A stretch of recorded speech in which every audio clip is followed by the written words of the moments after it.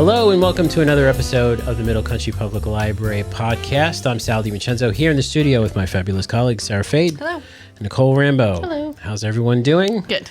So it's Memorial Day weekend. Staring at that button. I feel like we've been doing this. Yeah, so just truth be told, this is like our fourth take because unfortunately the machine keeps stopping. So Memorial Day weekend. Yes. Yay. Yes, the library is closed on Monday, Yes. May 27th. So go out there, enjoy yourselves, and please be safe out there this Memorial Day weekend. The unofficial start of summer, right? Yes. Not the meteorological start or the summer solstice, Right. but it certainly is the start of the season. So Cultural summer here in America. the cultural, Yeah. yes, culturally, it's America's summer. So enjoy that and be safe there. Let's jump right in. Okay. And hope for the best. Sarah, what do you have for us this week? Speed through just the titles. Okay, all right. So, Why was the episode so short this week? I don't know.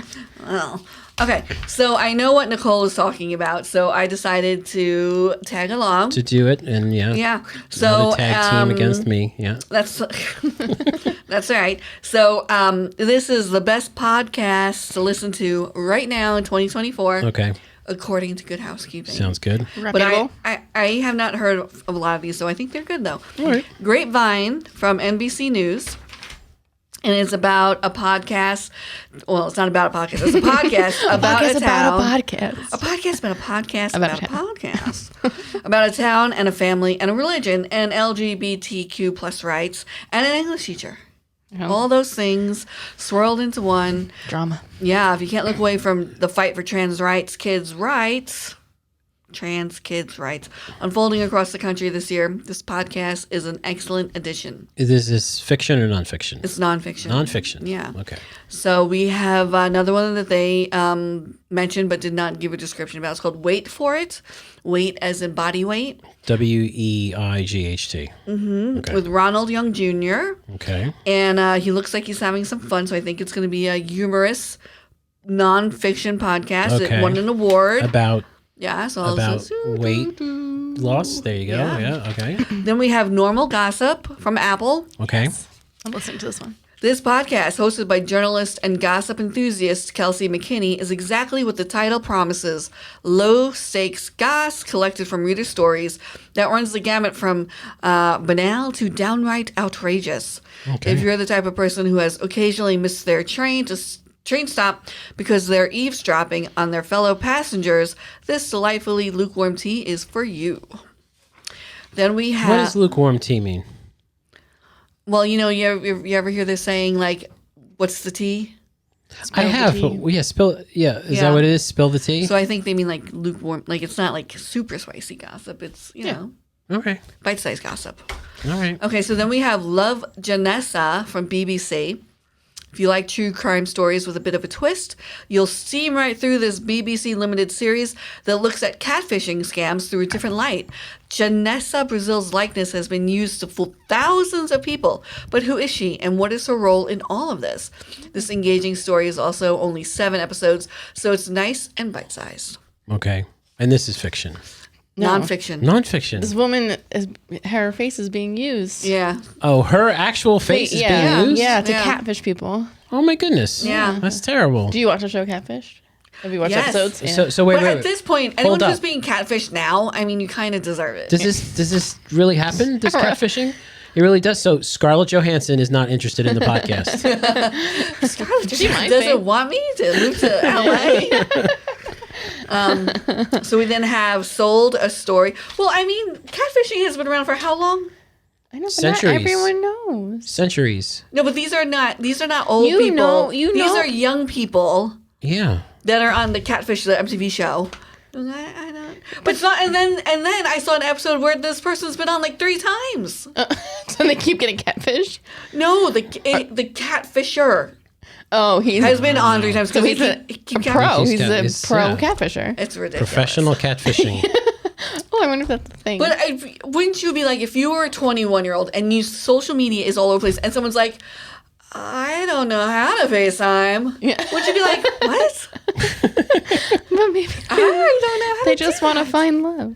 Yeah.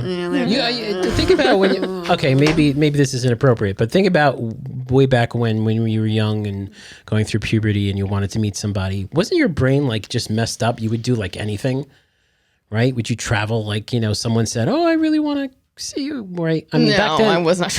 I wasn't allowed to travel. No, but okay. I started late, I guess. All right. Continue. What? Yes. Yeah. No, I mean, I went to college. Yeah. No, I don't. No, you didn't feel like that you were loopy. That's all. I guess what's what I'm saying. Well, I mean, that you're everyone kind of gets loopy. lovesick and stuff Yeah, like that. exactly. And a little, but Exactly. I mean, no. Right. After like 2 years of being involved with someone and they're like, I'm still don't know how to. My phone's still broken. I'd be like, yeah, get out of here.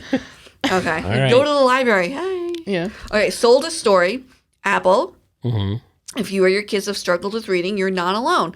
Scientists have spent decades digging into the ways the human brain learns to turn letters into words and words into meaning. But those aren't necessarily the ones being used in schools. Why not?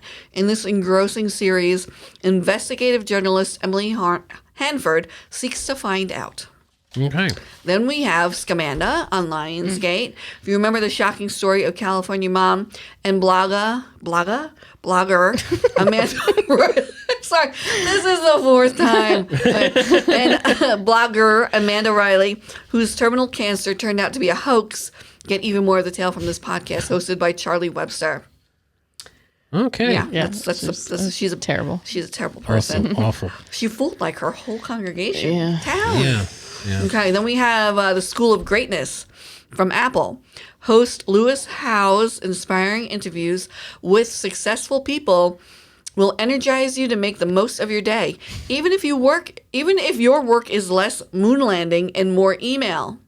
Okay. This one tackles rude.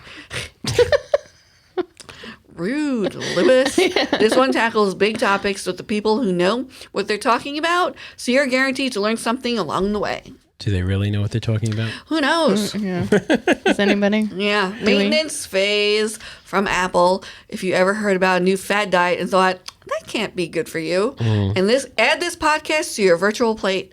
Hosts Aubrey Gordon and Michael Hobbs debunk trends, scams, and other nonsense in a funny and informative way. Cool. Yeah, I want to listen to that one.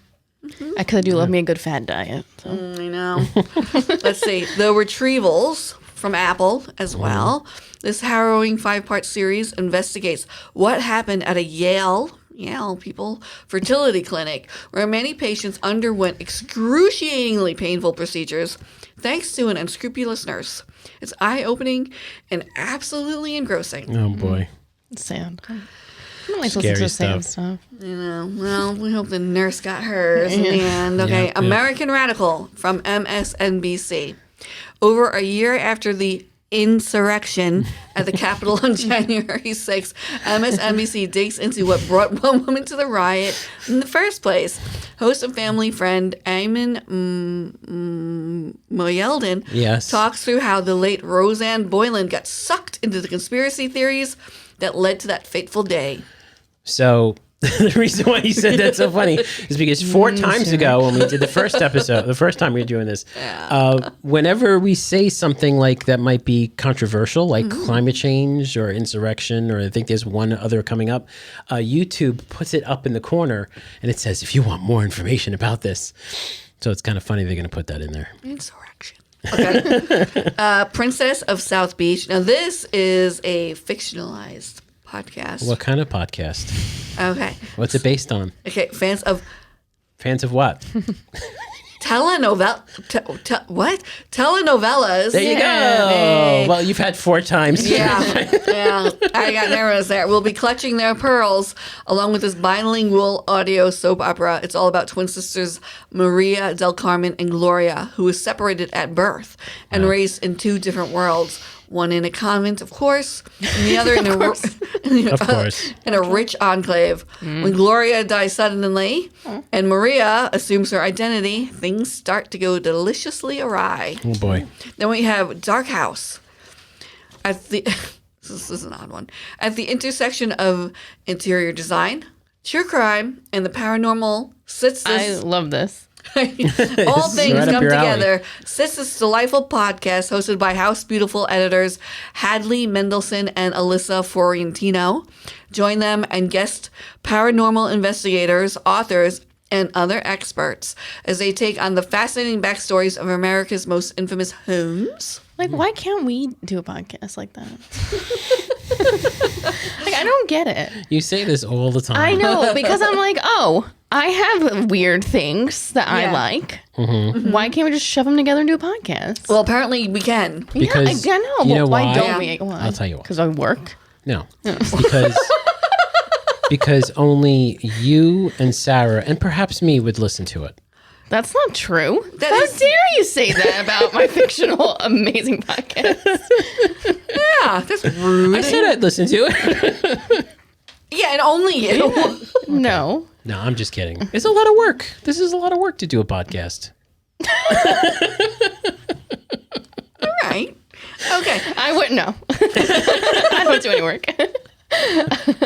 We have 70 over 70. Yes. With a wink at the eponymous 30 under 30 Mm-hmm. and similar lists, this podcast interviews 70, only 70, Okay. fascinating people over the age of 70 Over the age of 70. about what they're up to. And Okay. surprisingly, it's a lot. I'm sure. Nowadays, Yeah. 70 is a new 50. Hot White Heist by Audible. This is another fiction. This is fiction. Okay. A star-studded cast featuring Bowen Yang, which to me, he is the funniest part of SNL now. Just saying. Yeah. Cynthia Nixon, Jane Lynch, and others perform this fictional podcast that can only be described as what would happen if James Bond was made for an all-adults crowd. It's a wild ride all the way from the hysterical theme song through the last scene. Is that Amy Sedaris in the upper left-hand corner? Looks like it, right? With short hair? I can't tell. Okay. We'll find out. It looks like a lot of people. Okay. Fat mascara, slather on the face mask, and settle in for some R&R with this podcast that covers beauty in a fun and captivating way. Hosts and beauty editors Jessica Matlin and Jennifer Goldstein dish and all things related to the industry, including their own adventures, advice, and sizzling hot goss. Let's Nice. just do haunted Ultas. Sephora. Spooky Sephora's. The spirit of Sephora. Yeah. That's our podcast. The ghost teaches how to do our makeup. It's all white. Doesn't that look great?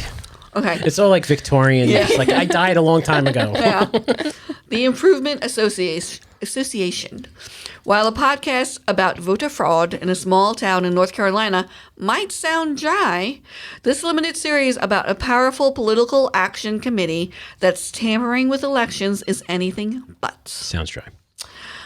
Oh, boy. Okay. Then we have Criminal. Okay. If you only listen to one true crime podcast, pick this one. Criminal is one of the best, most well-researched out there.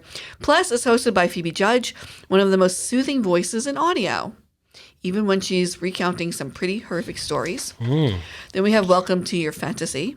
If you think the Chippendales is just a bunch of buff dudes in bow ties, think again. Historian Natalia Petras. Okay, there you go. Petrazzella. Oh, how would you say that? What we wait Yeah, say for that. every week Yeah. is Sarah pronouncing every someone's time, name. every time I ask, they're like, oh, Priscilla, yeah. yeah. That's definitely how you say it. Sure. But yeah, Petrella. Yeah, we'll go with it. We apologize to Maybe it's a whoever. silent the Z. name- It's okay. Pretzela.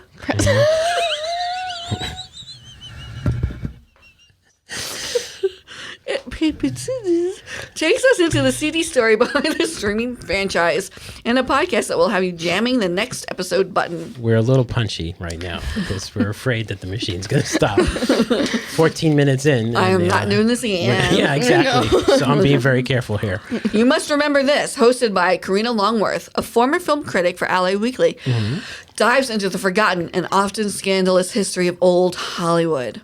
Extensively Yes. researching and deeply fascinating, Longworth untangles the off-screen drama of everything from Disney's controversial film Song of the South That's right. Very controversial. to Howard Hughes' infamous love affairs. Many love affairs. And last but not least, we all know WTF has been around for a long time with Mark Maron. Yes.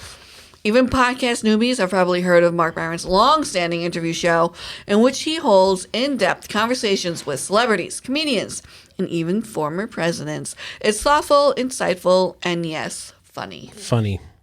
Great. Nicole, it's your turn. It's my turn. What would you like to talk about this week? Podcast. There you go. More podcasts. So Sarah gave you a list of several, and I'm just going to give you one that's 4 hours long. So, so there you go. It's a pick. So the podcast that I recently started listening to is called Acquired. Okay. It is like a businessy type podcast. It's hosted by Ben Gilbert and David Rosenthal, and it delves into the stories and strategies behind some of the world's greatest companies. Each episode, often running between 3 to 4 hours, offers an in-depth exploration of a company's journey, including its founding growth, challenges, and key decisions. The podcast is highly regarded for its thorough research and engaging storytelling, often turning case studies into compelling narratives. Do they interview people? They have. Okay. The CEO of NVIDIA has been on their podcast, and other ones as you go back. But he's like a big one. And I think someone from Novo Nordisk. That was an episode too. Yeah, Because but I'm not sure if they had the person on or not. I know Jensen Huang from NVIDIA has been on there, but I don't know anything else. But yeah, they have. But they do when it says they talk about the research, like they do like insane, and each episode has a transcript and it has all of like pages of their sources for the documents. And I started listening to this because they do one a month, obviously because it's so long they can't do too many, so they do one a month, and I don't think they do it for the entire year. But the one I listened to, I think, was like either maybe the February one, and it was about Renaissance technologies. Which you might have heard about. I don't think they've heard about it. No? Well, No. It is... No. So if you have, it's because... Or if it sounds like vaguely familiar, it's because they're based in Setauket. Oh, my goodness. Yes. And Renaissance Technologies is the... I'll read to you what they said. Well, this is what ChatGPT says. I was going to say, this doesn't sound like you're writing. That's rude. So...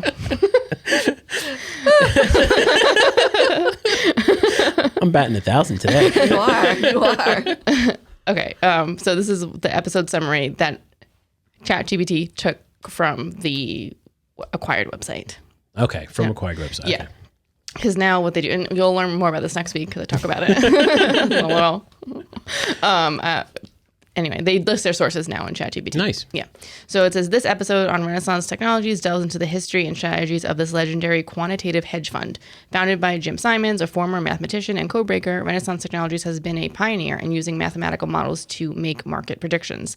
The episode covers the fund's early challenges, the development of its medallion fund, and how it achieved unprecedented returns through sophisticated algorithms and data analysis. Key themes include the transition from traditional trading methods to computer-driven strategies and the unique culture and management style that have contributed to the firm's success. And that unique culture and management style is one of my favorite parts about the episode. Mine is the part where they're like, in the beginning, they're like, oh yeah, so today we're going to talk about the most successful hedge fund that ever existed and blah, blah, blah. And they're like, it's on this like small town in New York. And my interest was piqued. I was like, oh, well, I live in New York. And they're like, it's on Long Island. I'm like, oh, I live on Long Island. They're like, in a small town called Setauket. And I was like, no way, get out of here. I thought they made say somewhere out in like Nassau because it's like exactly. close to the city or whatever. But it's because Jim Simons was tapped way back when to head up Stony Brook's mathematics department and kind of make that into what it is today. So he came out here to Stony Brook, Setauket, settled down, and then that's where they started Renaissance Technologies. And then, like, I don't know where these guys are. Actually, I do know. One lives in Seattle and one lives in San Francisco. Yes. I don't know if they've ever been out here because they make it sound like it is like a remote area. Like there's one part of like the thing where they're like, and they're like kind of like up in the middle of nowhere. I'm like, no, we're not. No, exactly. Yeah. It's like a strip mall. It's no, that's not where they're at. And like Renaissance Technologies, I Google mapped it, and they have a really nice campus and everything. And it does look, if that's what you're looking at, then okay, you might think that, but like you don't realize if you go like 2 miles up in either direction. You're in like a decent sized little city or whatever, not city but town. So yeah, I thought that was funny, and I was like, easy guys. But anyway, so anyway, back to what I was saying before. The unique culture and management style that have contributed to the firm's success is their medallion fund. This company, and like I said, I was listening to this. I don't know anything that they're talking about. I don't know what hedge fund is. I don't know what quantitative anything is. I don't know what gains are. I don't know any of this. But it's a lot of money. Yeah, yeah. Well, I got that much. That I can sniff out. I know when something sounds wealthy. Medallion sounds wealthy, so I stayed listening. But the one part I did like, even though I also didn't understand it, is the fact that this company has no turnover. You do not leave Renaissance Technologies. Once you are employed there, usually you're a mathematician or a scientist. You're not just like but you're not coming from even though it's finance with stocks and stuff, you're not usually coming from a finance background. These are all like scientists. And once you get employed there, you don't leave. And you can never leave. Yeah. And it says, again, I like I said, it's a long episode. This was like one part of a whole episode. And I just remembered that was a fact. So I asked ChatGPT to go back through the transcript and look and see why the turnover rate is so low or why nobody leaves. And it says, in this episode, the host explore the reasons behind the exceptionally low employee turnover at the firm. A key factor is the company's unique stock-based compensation structure. Employees receive significant stock allocations that vest over time. So you're not going to leave because you have to keep vesting, creating a strong financial incentive to stay. As employees continue their tenure at Renaissance, their stock holdings grow, often resulting in substantial wealth accumulation. This model not only ensures that employees are financially tied to the firm's long-term success, but also fosters a sense of loyalty and commitment, making it highly unusual for employees to leave. Because they have all the code, they're writing the code, they can see the code, it's like, open code, everyone's working on this code. So you could go, but it's like not worth your while to like leave, because that's what happens in other firms like this. Like you make a big splash, you like make a huge deal or a huge trade, and then you go on to the next one. Yeah. That's kind of like the culture. But this one, they just stay there. They just get richer and richer. Yeah. And richer and and richer. this is like not millions, this is billions and billions and billions of dollars. It's crazy. I know. And now that I know that they're so close, and they only like employ like maybe 200 people, and like you can't even be a client in the medallion fund anymore. The medallion fund is just for employees. Just for them. They have like a separate one where you could be a client. Well, no one can really be a client anymore, but not one either probably. But so now and Chaka is close to us. Their library is Emma Clark Library. And we trade patrons back and forth all the time. Like they come here, we go there. It's great. But now anytime someone comes and they say, I'm an Emma Clark patron, I'm like, do you work for Renaissance Technologies? They won't be here. Do you need a nanny? This really pickled your noodle thinking about in the first go around. Yeah, because it's a unique setup. I've gotten over it. I'll spare the viewers my mental breakdown about the whole thing. I still feel the same though. Like how is there no right? It's the employees. Like what's their business? Is what you were concerned. Like what is their business? Just to make money, and that's it. Yeah. For themselves. For themselves, yep. That's what it is. Yep, making money. That's what I want. That's my business. I just want to make money for myself too. It's pretty wild. Yeah, but it was a very interesting episode, and like we said before, like they research really well. They're really good storytellers. Like I don't know anything about this stuff, but I still was like I listened to the whole 3.5 hours of it. It's long, and then I went on to listen to the Hermes one and the LVMH one, and I'm listening to the Costco one now. So they're very good storytellers. They do all of their research, or and then they say at the end, they have like a Slack channel and the email. So you like if you're like, no, that's wrong, they make corrections or whatever. And it also sounds like because of you, Nicole, I started listening to this, and it sounds like they're enjoying themselves greatly. Oh, and they're very enthusiastic about talking about, and they're happy that they have learned something. It's like, they kind of laugh about like, oh, and did you hear that he did this? You're like, oh, you can't. Yeah, I know. I can't believe it was like that. Yeah. Like they went to like South America to ride their bikes. These people. Yeah, not the podcasters. The people who started. The people started Rentec. Yeah. But and I will say in this episode, they talk about Jim Simons and Renaissance Technologies, and one of the sources that they quote is from the book called The Man Who Solved the Market. It's about Jim Simons, and we have it here in Miller Business Center. There you go, Miller Business. 332.64 Zuckerman. Awesome. Take that book out. So you too can read about Jim Simons. Yeah, cool. And if anybody is watching or listening who works at Rentec, you know, you can always be a sponsor. Just hire me. Sorry, Yes. but I will. Well, what's unique I'll about sweep. yes, well, unique about this company is that you might have mentioned it either now or 3 episodes ago, three tries ago, but they're not financial planners. They're like they're mathematicians. Yes. Yeah. Right. They're scientists. They're scientists. They Yeah. they're not in. Their said that. trade. Yeah. Did you say their trade is not finance? Yeah, and they talk about they interviewed Jim, I think it was Jim Simons, because they have, so he was like the founder, but then they've had other people. One of them is got like, it was in the news because he's like a Trump supporter, but like in the news kind of for that kind of thing or whatever. So it was like interesting. People within the company were going back and forth, you know, on whether or not, because it was like 2 co-CEOs at the time, but he stayed on. But anyway, they were saying, I think it was Jim Simons who said it. They said, why don't you hire people from the finance world? Why are they mostly mathematicians? And he said it was easier to teach mathematicians about finance than finance guys how to do mathematics, like high-level mathematics. And I thought that, I laughed. I was like, It's cool. Yeah. oh, Jim. It's very cool. Yeah. Yes, and it's right here, right in our backyard. Right? Yeah, amazing. That's so funny. Well, thank you, Nicole. That's crazy. There's billions of dollars just like walking right around to talking. I believe that, though. I know, but like... It would be That very much? funny if someone came in here taking out library books and they're billion and billionaires. Wouldn't it a little bit? Just a little bit. I don't know. That'd be cool. They probably just have the author come and read to them. All right. Well, thank you so much. That does it for this episode. If you want to listen to older episodes, read our show notes, check out our website, mcplpodcast.com.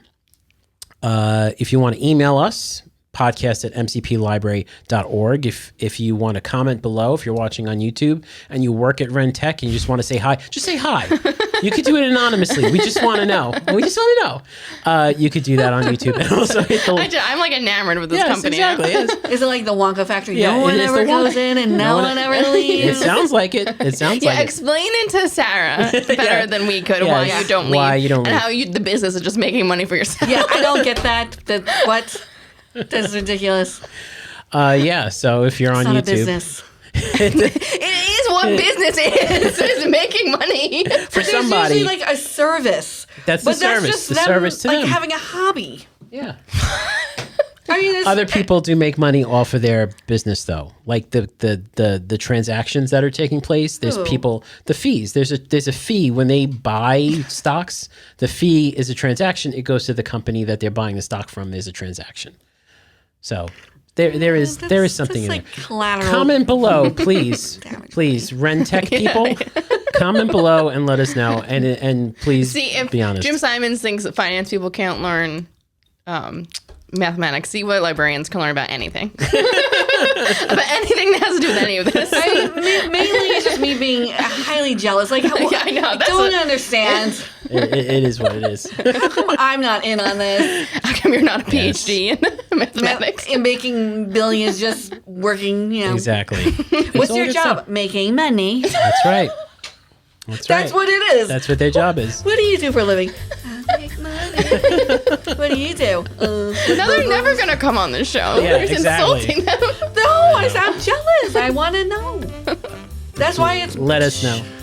Let us know below. Comment below and click the like button. Click the subscribe button if you're watching on YouTube. We'd appreciate it. So before this goes even crazier off the rails, for Sarah Fade and Nicole Rambo, I'm Sal DiVincenzo. See you on the next show.